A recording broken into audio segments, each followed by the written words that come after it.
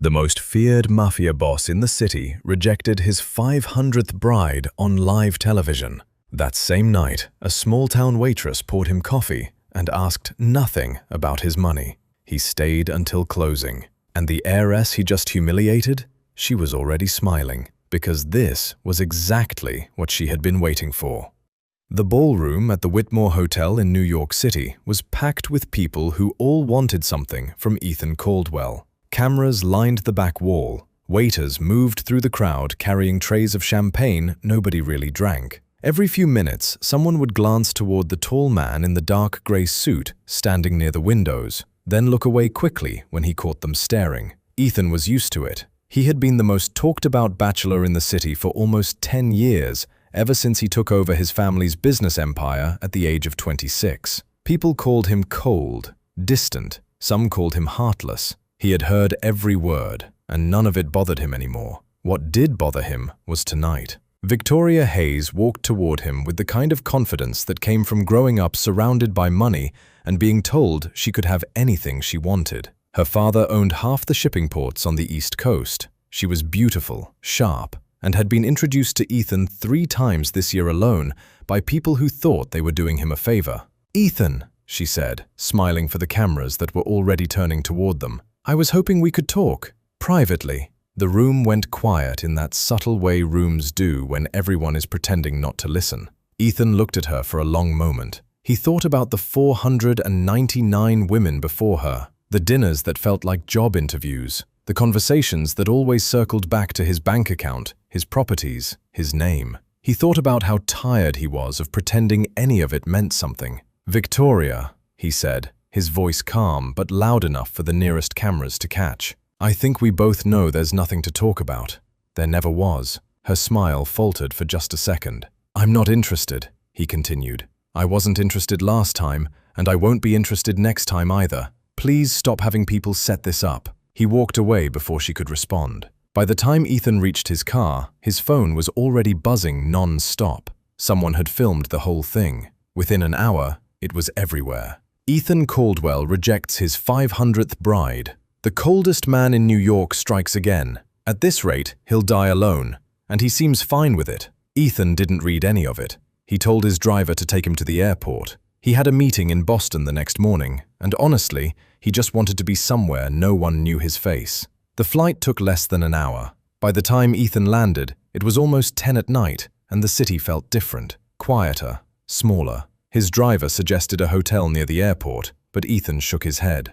"I want to eat first. Something simple." They drove along the harbor, past rows of dark warehouses and small shops that had already closed for the night. Then Ethan saw a little restaurant near the water, its windows glowing warm and yellow against the dark sky. A hand-painted sign above the door read Harbor Light Diner. "Here," Ethan said. "Stop here." Inside, the diner was almost empty. Just an older couple finishing their meal in one corner, and a young woman wiping down the counter, humming quietly to herself. She looked up when the door opened and gave Ethan a tired but friendly smile. "Sit anywhere you like. Kitchen's closing soon, but I can still get you something hot." Her name tag read Nora. Ethan sat at the counter, mostly because it was closest. "Whatever's easy," he said. "And coffee, please." Coming right up. She didn't ask who he was. She didn't glance at his suit or his watch the way people usually did. She just poured the coffee, slid it toward him, and went back to wiping the counter, occasionally humming the same tune. "Long day?" she asked, not really expecting an answer. "You could say that," Ethan replied. "Yeah, me too. We had a busted fridge this morning, half our orders got messed up, and then it rained so hard the roof leaked right onto table 6. She laughed a little, shaking her head. "But hey, at least nobody got hurt, and the food's still good." Ethan found himself smiling. It was such a small thing, a stranger talking about a leaking roof, but it felt more honest than anything he'd heard all night. For the next hour, Ethan stayed at the counter, eating a plate of grilled fish and vegetables that Nora made fresh, even though the kitchen was technically closed. They talked about nothing important: the weather, her job, a funny story about a customer who once tried to pay with expired coupons from another state. It was the first real conversation Ethan had in years. Back in New York, in a quiet apartment overlooking the city lights, Victoria Hayes sat alone on her couch, watching the news coverage of her rejection play over and over on different channels. Her assistant hovered nearby, clearly nervous. "Should I say something to the press? Maybe issue a statement?" Victoria didn't answer right away. She watched the footage one more time, Ethan's calm rejection, the cameras catching every second of it, her own face frozen for just a moment before she recovered. Then, slowly, she smiled.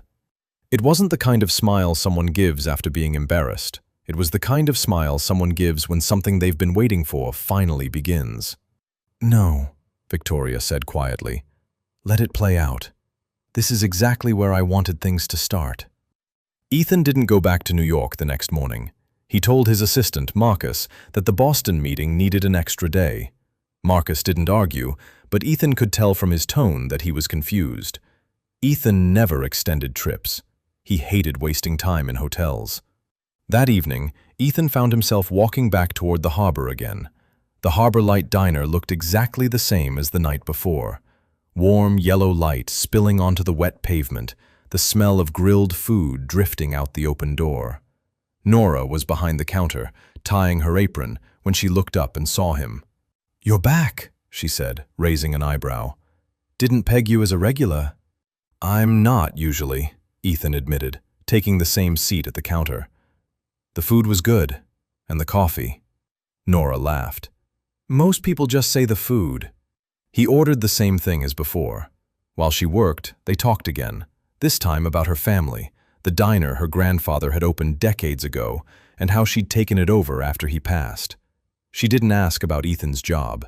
She didn't seem curious about his last name. To her, he was just a tired man in a nice suit who liked grilled fish and quiet conversation. Ethan came back the next night, and the night after that. By the end of the week, it had become something of a routine. He'd land in Boston for meetings that didn't really need him there, then spend his evenings at the same counter, talking to the same woman, eating the same simple food that somehow never got boring. Back in New York, people started noticing Ethan's absences.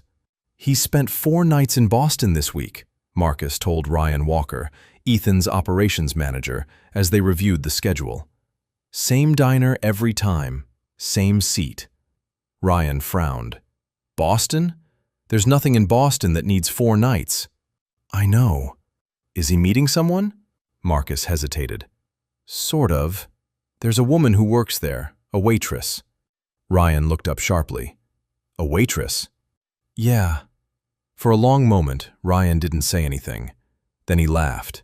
Not unkindly, just surprised. After 500 heiresses, fashion consultants, senators' daughters, and one actual European princess, Ethan Caldwell is falling for a waitress at a harbor diner. Apparently. Does he know we know? No idea. But Marcus... Ryan paused. "Don't say anything to anyone yet. Let's see where this goes." Word travels fast in certain circles, especially when the person involved is someone like Ethan Caldwell. By the following week, a few names from Ethan's long list of past introductions had heard the rumor. Most of them brushed it off as nothing, a passing distraction, the kind of thing rich men sometimes did before going back to their usual lives. But a few didn't brush it off so easily. Emily Carter, who had been introduced to Ethan 2 years earlier through a mutual business contact, heard about it from a friend over coffee. "A waitress," her friend repeated, stirring her drink. "From some small diner in Boston. Can you imagine?" Emily smiled politely, but didn't say much. She had met Ethan exactly twice. Both times, the conversation had felt more like a negotiation between families than anything personal. She hadn't thought about him much since. Still, something about the story stuck with her. Not because she cared who Ethan dated, but because of how the rumor had started spreading, quickly and from very specific people. People who didn't usually pay attention to things like this unless someone pointed them in that direction. Across the city, in her apartment with the wide windows overlooking Central Park, Victoria Hayes was making phone calls. Not many, just a few. The kind of calls that didn't sound important on the surface. "Hi, it's Victoria. I just wanted to check in. It's been a while since we talked." A pause. "Oh, nothing major. Just heard a funny little story going around about Ethan. Have you heard?" She made the call sound casual, friendly even. Just two people catching up, sharing harmless gossip. But each call followed the same pattern. She'd mention the waitress. She'd ask if the person remembered certain names, people from years ago, old introductions, former matchmakers who used to set up meetings for Ethan. She'd laugh about how things never seem to change, how Ethan always ends up running from something. After each call, Victoria wrote a few words in a small notebook she kept on her desk. Names, dates, old connections. By the end of the evening, the notebook had several new entries. Her assistant knocked softly and stepped inside. "Should I prepare anything for tomorrow? Any messages to send?" Victoria closed the notebook and looked out the window at the city lights. "Not yet," she said. "Just keep listening. People love to talk when they think no one's paying attention." The assistant nodded and left. Victoria stayed by the window a little longer, thinking about the waitress in Boston, a name she didn't know yet, a face she hadn't seen. It didn't matter. What mattered was that Ethan had finally done something unpredictable. And unpredictable things, Victoria had learned a long time ago, were the easiest things to use. 3 months passed quickly. Ethan started flying to Boston so often that he eventually bought a small house near the harbor, just a short walk from the diner. He told people it was for business convenience. Nobody believed him, but nobody said it out loud either. Nora and Ethan's relationship grew the same way their friendship had. Slowly, without pressure, built on quiet evenings and easy conversation. Nora still worked at the diner most days. Ethan still wore his expensive suits, but he started rolling up his sleeves when he helped her close up at night, stacking chairs and wiping down tables like it was the most normal thing in the world. One evening, after the last customer had left, Ethan sat across from Nora at one of the small tables, 2 cups of coffee between them. "I want to ask you something," he said. Nora raised an eyebrow. "That sounds serious." "It is." Ethan reached into his jacket and placed a small box on the table. He didn't make a speech. He didn't need to. "I know this is fast. I know people will talk, but I've never felt this way before. And I don't want to wait around pretending I don't know what I want." Nora stared at the box, then at him, her eyes filling with tears. "Ethan, I run a diner. I don't know anything about your world." "I don't care about my world," he said simply. "I care about this one. The one where you hum while you wipe down counters and argue with me about which fish is fresher." Nora laughed through her tears and nodded before he even finished asking. They married 3 weeks later on a quiet stretch of coastline in Newport, Rhode Island.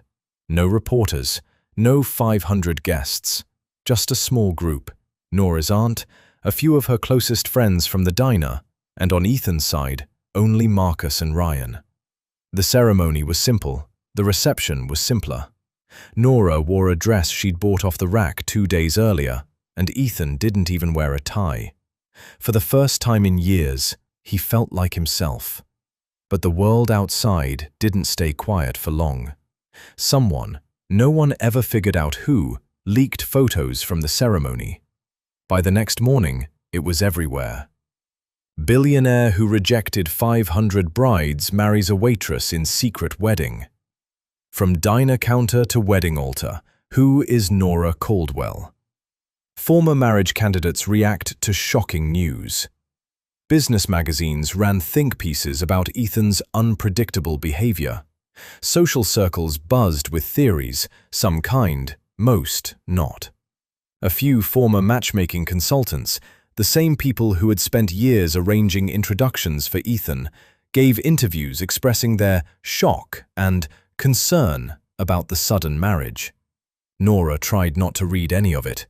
Ethan tried to shield her from most of it, but it was impossible to ignore completely. Reporters started showing up near the diner. A few rude comments online turned into a wave of attention neither of them had asked for. "It'll calm down," Ethan told her one night, holding her hand across the kitchen table in their new home. "These things always do." Nora nodded, though she didn't look convinced. I just don't want to be the reason something bad happens to your company, or to you. Nothing bad is going to happen, Ethan said. I promise. He believed it when he said it. 4 days later, he found out he was wrong. It started with a phone call from Ryan early in the morning. Ethan, we have a problem, Ryan said, his voice tight. The Whitmore acquisition deal, the one we've been negotiating for months, it just leaked. Our competitor has the entire proposal, numbers, terms, everything. Ethan sat up straight. That's impossible. That deal was only seen by 6 people. I know, and 4 of those 6 are sitting in this building right now, completely confused. Ethan rushed to the office that morning, leaving Nora at home with a quick kiss and a promise to explain later. By the time he arrived, the leak had already caused damage. Their competitor had used the information to undercut their offer, and the deal that had taken months to build was now falling apart. In the conference room, tension was high. Executives whispered among themselves, exchanging glances that Ethan didn't like. What? He asked, looking around the table. Say it. One of the senior executives, a man named Harold who had been with the company for over 20 years, finally spoke. Ethan, I don't want to make assumptions, but the timing, it's hard not to notice. This deal leaked 4 days after your wedding. Your wife is new to all of this. New people, new access. Stop. Ethan's voice was sharp enough that the room went quiet. Nora has nothing to do with this company. She's never seen any documents, never been near this office, never even asked about my work. I'm just saying what people are already saying, Harold said carefully. The press is already connecting it. We need to be ready for that. Ethan didn't respond right away. He walked to the window, staring out at the city skyline, trying to keep his anger in check. That night, after everyone had gone home, Ethan stayed late, going through old files on his computer, server logs, access records, anything that might show how the leak actually happened. What he found didn't make sense at first. The leaked information hadn't come from a recent file. It had been accessed weeks earlier, before the wedding, before Nora had even met him in Boston. Someone had copied the proposal long before any of this started. Ethan sat back in his chair, staring at the screen. If the leak started before Nora came into his life, then whoever did this wasn't trying to hurt his marriage. They had been planning something long before he ever walked into that diner. Ethan barely slept that night. By morning, he had already called Ryan and told him to clear his schedule. We're going to Chicago, he said. I want to talk to people who knew about this deal before it ever reached the table. Ryan didn't ask too many questions. He'd worked with Ethan long enough to know that when his voice sounded like that, something serious was happening. Before leaving, Ethan sat with Nora in their kitchen. She could tell something was wrong, even though he tried to keep his voice calm. There's a problem at work, he said. A leak. I need to go to Chicago for a few days to figure out where it came from. Is it bad? It's strange more than bad, Ethan admitted. I just need to understand it. Nora reached across the table and took his hand. Whatever it is, you'll figure it out. You always do. Ethan smiled, grateful for her steady presence, even though he could see the worry in her eyes too. He kissed her forehead before leaving, promising to call that evening. In Chicago, Ethan and Ryan met with several executives connected to the failed acquisition, people who had worked on early versions of the proposal months before it was finalized. The meetings were tense. Everyone seemed nervous, careful with their words, as if they were afraid of saying the wrong thing. We followed protocol, one executive insisted. Only senior staff had access to those files. Then how did they end up with our competitor? Ethan asked. Nobody had an answer.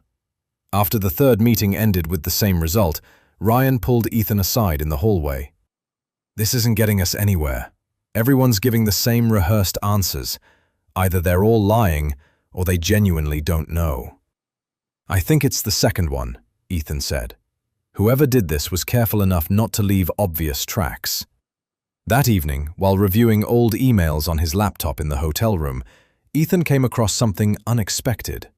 A name he hadn't thought about in years. A reference to a woman named Emily Carter, someone he had been introduced to a couple of years earlier through a business contact. Her name appeared in an old thread connected to early planning meetings for the very deal that had just leaked. Ethan frowned. "Ryan, do you remember an Emily Carter?" Ryan thought for a moment. Wasn't she one of the introductions a few years back, before all this craziness started? Yeah. Why would her name be on early planning documents for this deal? The next morning, Ethan reached out to Emily directly. To his surprise, she agreed to meet without hesitation. They met at a quiet cafe near the Chicago River. Emily looked exactly as Ethan remembered. Calm, composed, and clearly someone who didn't waste time with small talk. "I heard about the leak," she said, before Ethan could even explain why he'd called. "And I'm guessing that's why you're here." "You knew about it before I told you?"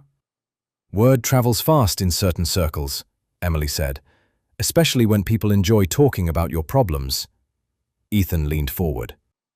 "Your name came up in some old planning documents. I'm not accusing you of anything. I just need to understand the connection." Emily nodded slowly, as if she had been expecting this conversation for a while. "I worked briefly with one of the consulting groups your company used a few years ago. After our introduction didn't go anywhere, I stayed in touch with a few people from that circle, mostly out of habit." "What circle?" "The matchmaking consultants. The same people who arranged most of your introductions over the years." Emily paused. "Ethan, has it ever occurred to you that the same small group of people arranged almost every single introduction you've had? 500 women, and most of them came through no more than a handful of advisors and consultants." Ethan sat back, surprised. He'd never really thought about it that way. To him, those introductions had always felt like background noise, a constant stream of names and faces that blurred together over the years. "That's actually true," he admitted. "I never noticed." "Most people wouldn't," Emily said, "but I did, because I was on the other side of it. After my introduction with you didn't lead anywhere, I started paying attention. These advisors stayed close to each other. They shared information. Some of them even stayed in touch with the women they introduced you to, long after those meetings ended." "Why would they do that?" Emily shrugged. "Networking, probably. Business circles like that thrive on connections. But it does mean there's a fairly large group of people, former candidates, consultants, advisors, who've stayed loosely connected for years. All of them have some history with you, even if it's just one dinner that went nowhere." Ethan rubbed his temples. "So somewhere in that group, there could be someone who had access to information about my company?" "Possibly," Emily said. "Some of those women have brothers, fathers, or husbands in business. Information moves in strange ways." That night, Ethan called Nora to update her, keeping things simple so she wouldn't worry too much. "I might have found something," he said. "It's complicated, but there's a whole group of people connected to my past introductions. Some of them might have ties to what happened with the leak." "That sounds like a lot of people to look into," Nora said. "It is. But at least now I know where to start looking." After the call ended, Ethan stared at the notes he'd written down. Names Emily had mentioned, consultants, old advisors, women he barely remembered meeting. One name on the list caught his eye, written in Emily's neat handwriting during their conversation. Victoria Hayes. Ethan paused, staring at it. Victoria had been the most recent name on his long list of rejections, the one that had made headlines just days before he met Nora. He hadn't thought about her since that night. But now, looking at her name connected to the same circle Emily had just described, Ethan felt something shift in his chest. A small, uncomfortable feeling he couldn't quite explain yet. He folded the paper and set it aside, telling himself it was probably nothing. But deep down, he wasn't so sure. From Chicago, Ethan and Ryan flew to Dallas, where a large portion of the company's older records were stored. If something had been happening for years, as Emily suggested, the answers wouldn't be in recent files. They'd be buried in old ones. The records room was exactly what Ethan expected. Rows of cabinets, boxes of files going back over a decade, and a small office where 2 analysts worked through digital archives. Ryan brought in 2 more people from the Dallas branch to help speed things up. "We're not just looking for the leak anymore," Ethan told them. "We're looking for patterns. Anything that connects failed deals, broken partnerships, or lost opportunities over the past several years." It took 2 full days of going through files before anything started to make sense. One of the analysts, a quiet woman named Priya, found the first thread. "Sir, I think you need to see this." She pulled up a spreadsheet showing a timeline of major company setbacks over the past 8 years. Failed mergers, partnerships that fell apart at the last minute, deals that mysteriously went to competitors. On the surface, they looked unrelated. Different departments, different cities, different teams involved each time. But one name appeared in the approval chain of almost every single one. Caleb Parker. Ethan stared at the screen. "Caleb's been with the company for 15 years. He's one of my most trusted advisors. He helped me close half the deals that actually worked." "I'm not saying he caused any of this," Priya said carefully. "But he's connected to all of it. Every failed deal on this list passed through his office at some point, even if just for a signature or a review." Ryan frowned, leaning over the screen. "That's a lot of coincidences." They flew to Atlanta the next day, where another set of older records were kept, hoping to find more context. The pattern only got stronger. Project after project, Caleb's name kept appearing, sometimes as a small footnote, sometimes as someone who had simply reviewed a document before it disappeared or changed. By the end of the second day, Ryan looked exhausted. "Ethan, I don't want to say it, but the evidence is right there. We need to talk to Caleb." Ethan didn't respond right away. He thought about all the years Caleb had spent by his side, late nights working through contracts, advice given over quiet dinners, the way Caleb had been one of the few people who never seemed impressed by Ethan's money or name. "I know what the files say," Ethan said finally. "But something about this doesn't feel right. Caleb's never asked for more responsibility, more credit, anything. If he was behind all this, what would he even be getting out of it?" "Maybe it's not about getting something," Ryan said quietly. "Maybe it's about someone else." Back in Boston, Nora wasn't just sitting around waiting for updates. After Ethan mentioned Victoria's name during one of their calls, something about it stuck with her. She reached out to Emily, whose number Ethan had given her after the meeting in Chicago, and the 2 women ended up talking for hours. "I keep thinking about something," Nora said. "Ethan said Victoria's name came up in that circle of old introductions, but she was also the last person he rejected before he met me. That feels like more than just a coincidence." "It might be nothing," Emily said, "but it wouldn't hurt to look a little closer." The 2 women started piecing together a rough timeline of their own, not of business deals, but of moments in Ethan's personal life, major turning points, big decisions, times when something significant had happened, good or bad. What they found was strange. Victoria's name kept appearing near almost every one of those moments, not directly, but close enough to notice once you started looking.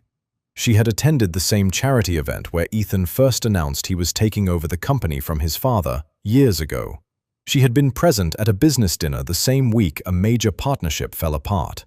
She had even been photographed at the same hotel, on the same weekend, as one of Ethan's earlier rejected introductions, months before that introduction ever happened.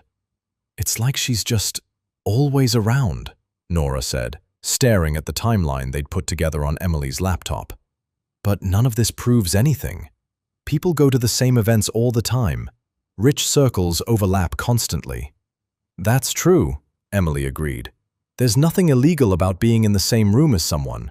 No documents with her name on them, no money trails, nothing official." "Then maybe it really is just a coincidence." Emily was quiet for a moment, looking at the screen. "Maybe, but coincidences usually don't follow someone around for 10 years.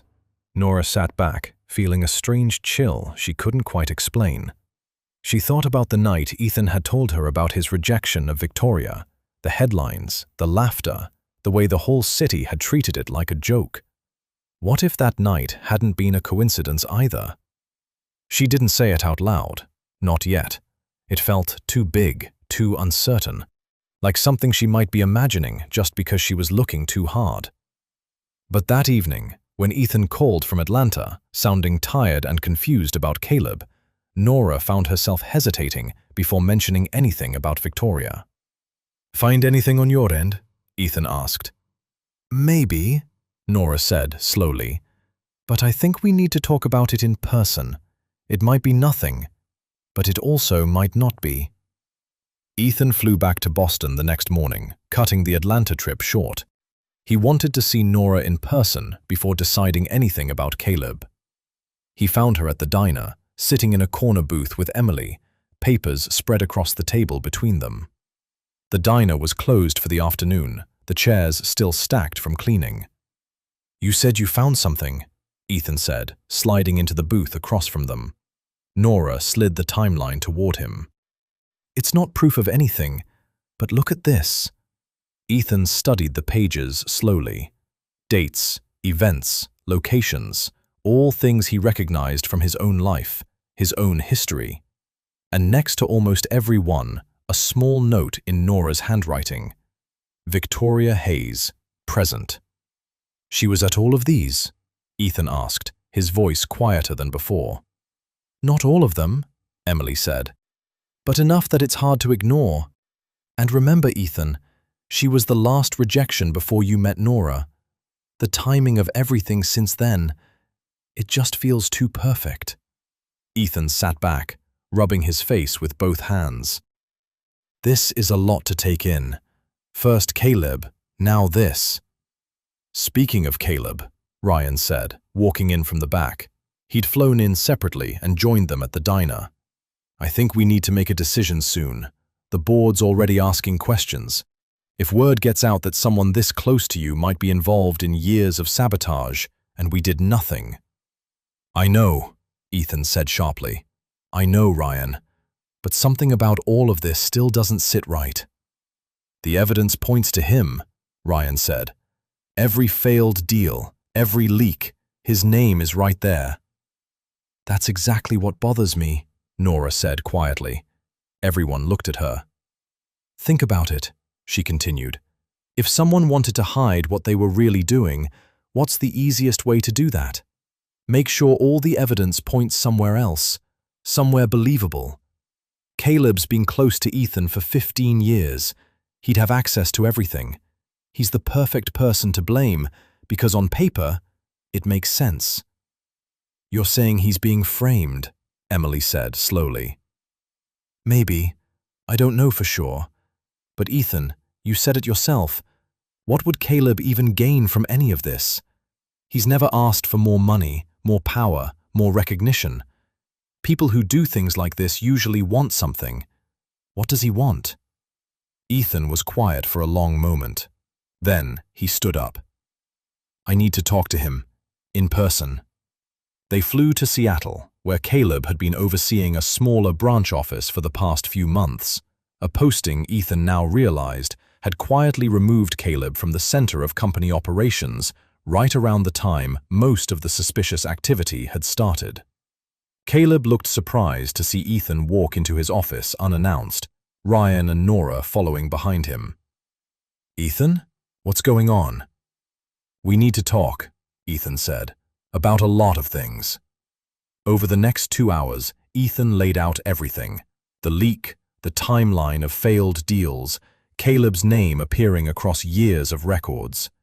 He watched Caleb's face carefully the entire time, looking for any sign of guilt, deception, anything. What he saw instead was confusion, then hurt. "You think I did all this?" Caleb asked, his voice quiet. "The evidence says you were involved," Ryan said carefully. "The evidence is wrong," Caleb said. He walked to his desk and pulled out a folder, dropping it in front of them.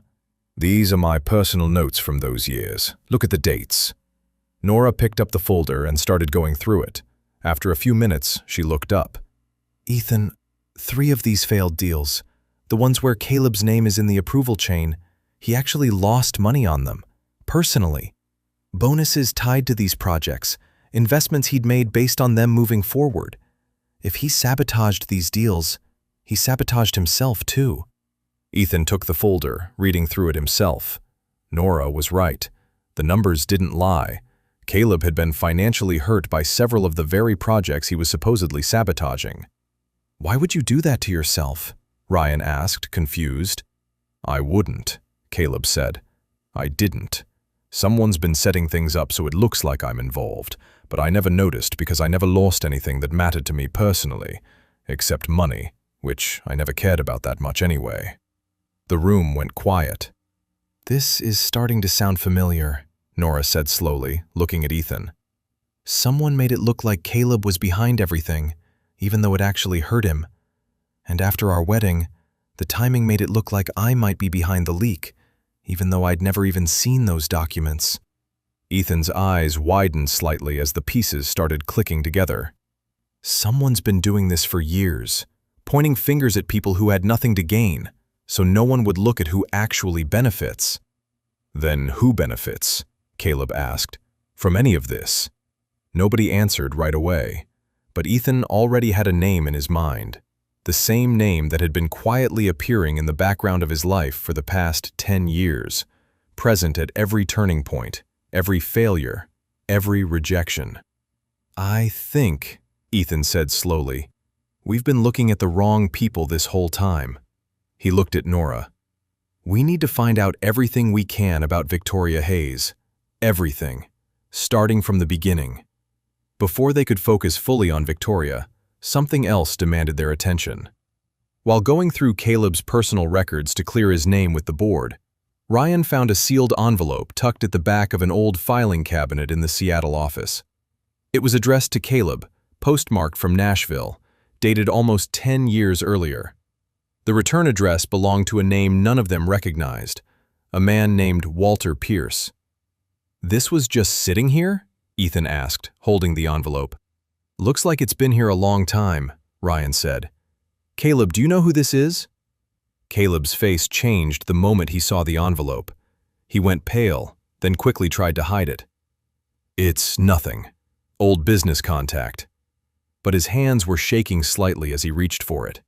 Ethan noticed. "Caleb, after everything that's happened, I think we're past hiding things from each other." For a long moment, Caleb said nothing. Then he sat down heavily in his chair, staring at the envelope like it weighed far more than paper should. "Walter Pierce was my mother's doctor," Caleb said quietly.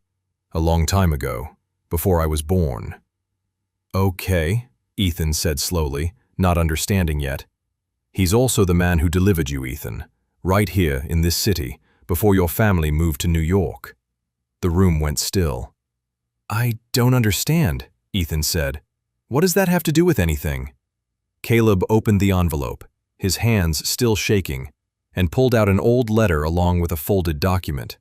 He hesitated before handing it to Ethan. "I found this 10 years ago," Caleb said, "after my mother passed away. It was in her things." Ethan unfolded the document carefully. It took him a moment to understand what he was looking at. Old medical records, names, dates, his father's name, his mother's name, and another name listed alongside them. A woman Ethan had never heard of. Caleb's mother. Ethan looked up slowly. "Caleb, is this saying, 'Your father and my mother knew each other before he married your mom,'" Caleb said, his voice steady but quiet. "I was born about a year before you were. Same father, different mothers." Nobody spoke. Even Ryan, who rarely showed much emotion, looked stunned. "You're my brother," Ethan said, the words feeling strange in his mouth. "Half-brother," Caleb corrected gently. "I found out 10 years ago, right before I joined your company. I wasn't even looking for a job with you on purpose. An old family friend suggested it, said it would be a good opportunity. I didn't think much of it at the time, but once I started working closely with you and then found this letter explaining everything, I didn't know what to do." "Why didn't you say anything?" Ethan asked. His voice wasn't angry, just confused and a little hurt. "Because what was I supposed to say?" Caleb said. "Hey, by the way, your father had another family before yours, and I'm the result of it? Your father had passed away years before I found out. Telling you would have meant either accusing him of something while he wasn't around to explain himself, or making you feel like I was trying to claim something from your family. I didn't want either. So you just stayed quiet for 10 years. I told myself it didn't matter," Caleb said, "that I'd just work hard, prove I deserved to be here on my own, and never bring it up. But somewhere along the way, I think it started affecting me more than I realized. Every time something went wrong with the company, every time I felt overlooked for a promotion or a project, I'd think about this." He gestured at the letter. "About how I was technically part of this family too, but no one would ever know it. I never sabotaged anything, Ethan. But maybe I stopped paying attention the way I should have. Maybe I let things slip through because part of me was distracted by all of this, wondering if I even belonged here." Nora, who had been listening quietly, spoke up. "Caleb, did anyone else know about this? About the letter, or the connection between you and Ethan's father?" Caleb thought for a moment. "Just one person, actually. A few years ago, I was going through a hard time, drinking too much, struggling with all of this privately. I told someone about it, someone I trusted at the time." "Who?" Ethan asked. Caleb hesitated, then looked up, his expression suddenly uneasy, as if he were only now realizing something. "Victoria Hayes." The name hit the room like a weight dropping. "We were friends, briefly, years ago," Caleb continued, "before any of the rumors about her and Ethan started. I was vulnerable, and she was a good listener. I told her about the letter, about feeling like an outsider in my own family without anyone knowing it. She seemed understanding, supportive even." Ethan's jaw tightened. "And after that conversation, is that around when things started going wrong with the company?" Caleb's eyes widened slightly as he thought back. I think so. Not immediately, but not long after." Ryan exhaled slowly. So Victoria knew about Caleb's connection to Ethan's family. She knew he felt overlooked, distracted, maybe even a little resentful without realizing it. And somehow, after that, things started falling apart, in ways that made Caleb look responsible, even though he wasn't actually behind any of it.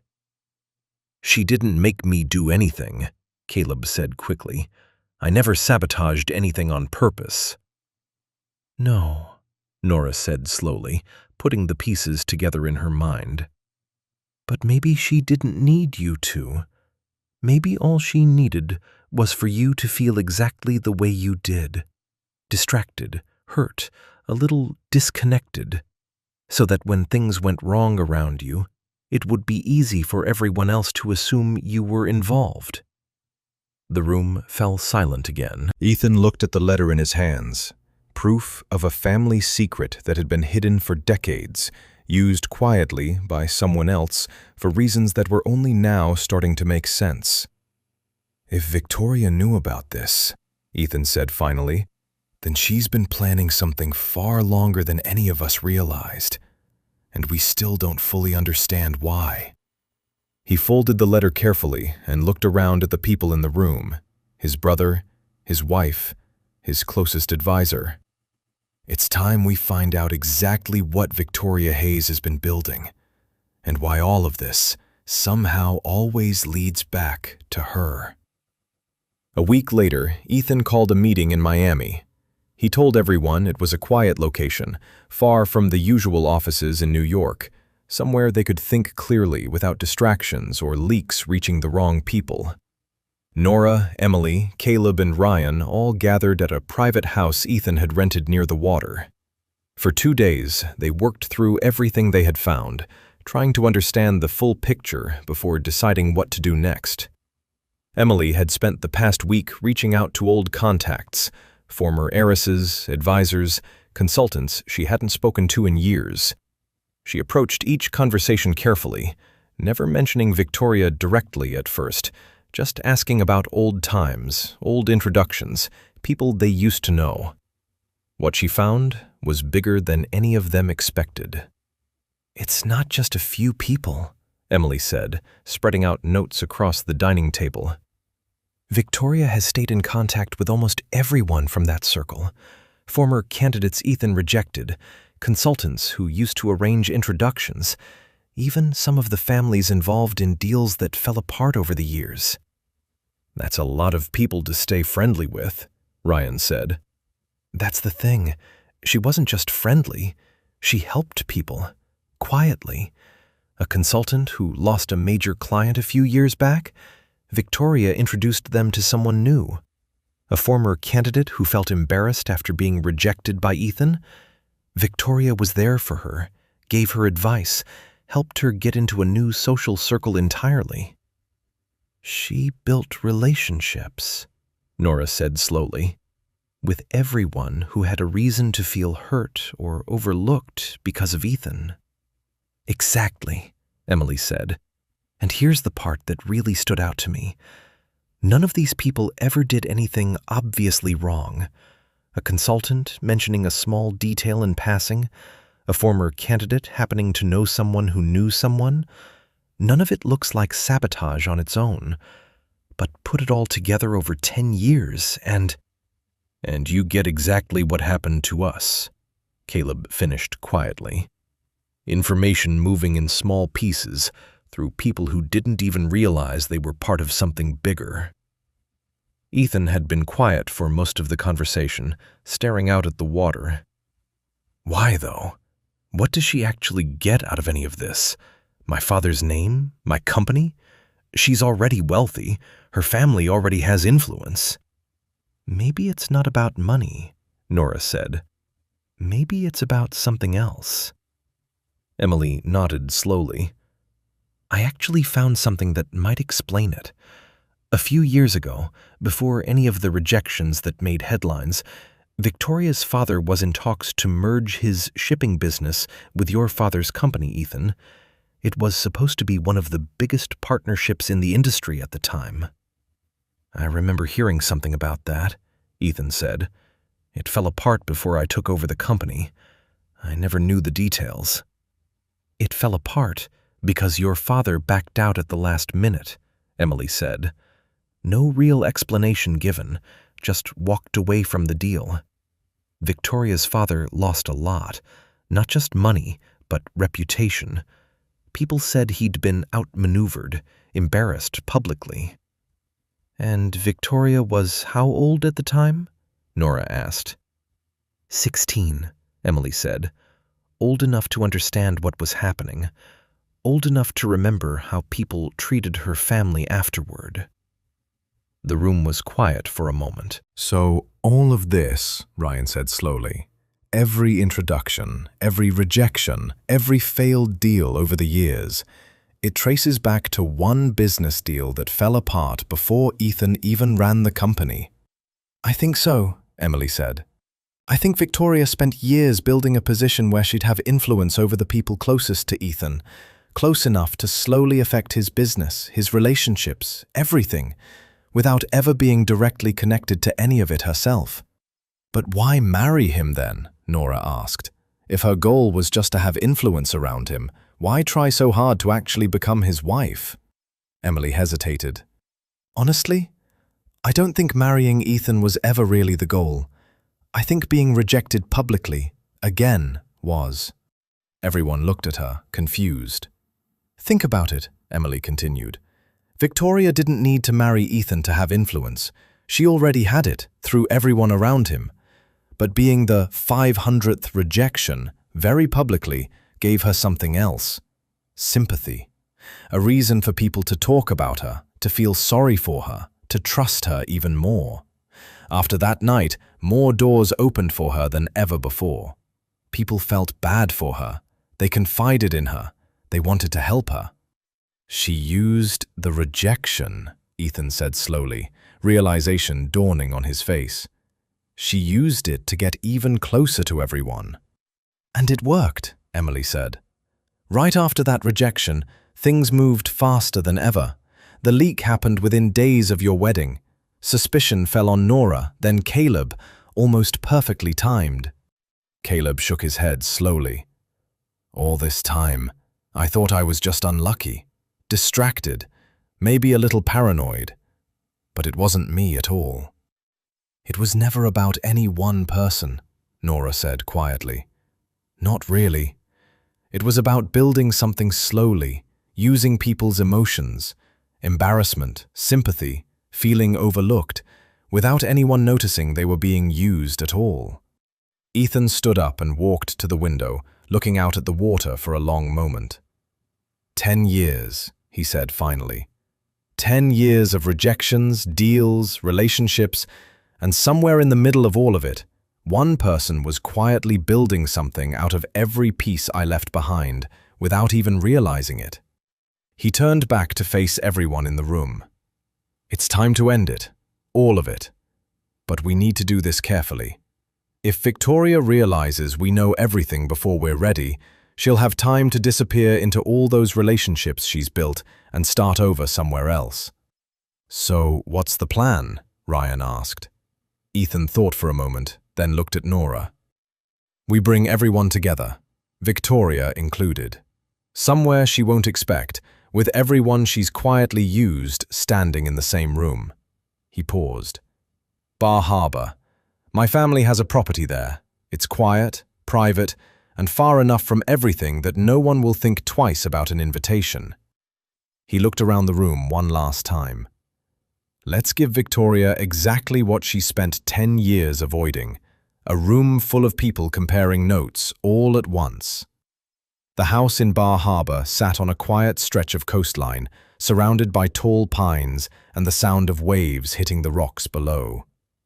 Ethan had chosen it for exactly that reason. Peaceful, private, the kind of place where people let their guard down. The invitations went out carefully, worded as a small gathering to celebrate Ethan and Nora's marriage properly, away from the noise of the city. Caleb, Emily, Ryan, a few key executives whose names had come up in old records. And, of course, Victoria. She arrived on the second day, dressed elegantly, greeting everyone with the same warm smile she always wore. If she felt any nervousness about being there, she hid it well. "Ethan," she said, taking his hand, "thank you for the invitation. I wasn't sure I'd be welcome after everything." "We're past that," Ethan said evenly. "Come in. Everyone's waiting." The main room overlooked the water, with a long table set for dinner. Caleb and Emily were already seated, talking quietly. Ryan stood near the window, watching the door. Nora sat near the head of the table, calm but alert. Dinner began normally enough. Polite conversation, comments about the view, the food. Victoria seemed at ease, chatting with Emily about old times, asking Caleb how things were going at the Seattle office. It was Ethan who finally shifted the conversation. "Victoria," he said, setting down his glass. "I wanted everyone here tonight because we've all recently been talking about the past few months, but also about the past several years." Victoria's smile didn't waver. "Oh, that sounds serious." "It is," Ethan said. "We've been putting some things together. Old introductions, old consultants. A business deal between our families that fell apart a long time ago." For just a moment, barely noticeable, Victoria's expression flickered. "I'm not sure I follow," she said lightly. "Let me help," Emily said, pulling out a folder and sliding it toward the center of the table. "Over the past week, I spoke with 12 different people, former candidates, consultants, a few business contacts whose deals fell apart over the years. Every single one of them mentioned you, Victoria. Not as someone they suspected, as someone who helped them, comforted them, gave them advice after things went wrong. "I've stayed close with a lot of people," Victoria said smoothly. "That's hardly unusual." "No, it's not," Caleb said. "Except every person Emily talked to had one thing in common. They were all hurt, in some way, by something connected to Ethan. A rejection, a failed deal, a missed opportunity. And in every case, you were one of the first people there afterward." "You're describing kindness like it's a crime," Victoria said, her voice still calm, though something underneath it had shifted. "It's not a crime," Nora said quietly. "Not on its own. But Victoria, 10 years ago, your father's merger with Ethan's father fell apart. Right before it happened. No real reason given. Just walked away." The room went still. Victoria's smile finally faded, just slightly. "You were 16, Nora continued. Old enough to watch your family go through something painful and humiliating without ever fully understanding why. And somewhere along the way, you decided to make sure something like that never happened to you again, by making sure you always had control over the people closest to it happening." "This is quite a story," Victoria said, her voice cooler now. "But stories aren't evidence." "You're right," Ethan said. "There's no single document, no signed confession, just 10 years of patterns that all happen to lead back to the same person every time. The leak after our wedding, the suspicion that fell on Nora, the records pointing toward Caleb. All of it traced back to people you'd quietly built relationships with, people who never even realized they were helping you." "And the rejection," Emily added. "Your rejection on national television. It wasn't an accident, was it? You knew exactly how it would look. Sympathy, attention, doors opening that wouldn't have opened otherwise." For a long moment, Victoria said nothing. The warmth in her expression slowly drained away, replaced by something colder, more tired. "You have no idea what it felt like," she finally said, her voice quiet but sharp. "Watching my father lose everything because of one decision your father made without any explanation. Watching people who used to respect him suddenly look away when he walked into a room. I was 16, and I understood, even then, that the only way to never feel that small again was to make sure I was always the one people needed." "So you spent 10 years building a web of people who owed you something," Ryan said. "All so you'd never feel powerless again." "It worked," Victoria said simply. "For 10 years, it worked perfectly." "Until it didn't," Nora said gently. "Because somewhere in all of it, you didn't account for one thing." Victoria looked at her, waiting. "You didn't expect Ethan to actually find something real," Nora said. "Something that had nothing to do with money or status or any of the things you spent years manipulating. You expected him to keep making the same mistakes over and over so you could keep using them. But he didn't." The room was silent. Victoria looked around the table, at Caleb, who no longer looked confused or hurt, just steady. At Emily, who had once been just another name on a list, now sitting calmly with proof in front of her. At Ryan, who had spent weeks untangling everything she'd built. At Ethan, who wasn't angry anymore, just quiet. And at Nora, the woman whose simple, unremarkable life had accidentally exposed everything. "I suppose there's nothing left to say," Victoria said, finally. "There isn't," Ethan agreed. "Everyone at this table now knows exactly what happened and why. That's enough. We're not interested in destroying anything else, including you. But it ends here. Whatever influence you built, whatever connections you've used, it's done." Victoria didn't argue. She simply nodded, stood, and walked out without another word, leaving the room quieter than it had been all evening. In the weeks that followed, things slowly settled. Caleb left the company to build something of his own, smaller, quieter, away from the shadow of a family name he'd spent years hiding from. Ethan made sure he left with everything he was owed, and more. Emily became one of Nora's closest friends. The two of them often found together at the diner, laughing over coffee like they'd known each other for years. Ethan restructured parts of the company, making sure no single person, advisor, consultant, or otherwise, could quietly accumulate that much influence again. And on a quiet evening, months later, Ethan and Nora stood together on the coastline near Bar Harbor, watching the waves roll in. "Do you ever think about how it all started?" Nora asked. "One rejection, one dinner." "All the time," Ethan said, wrapping an arm around her. "For 10 years, I thought my life was just a series of failed introductions and bad luck.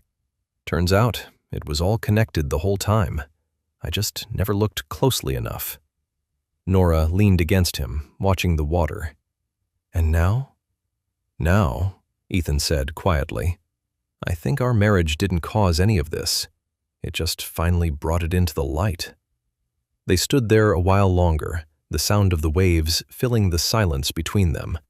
Not the end of something, but the quiet after it.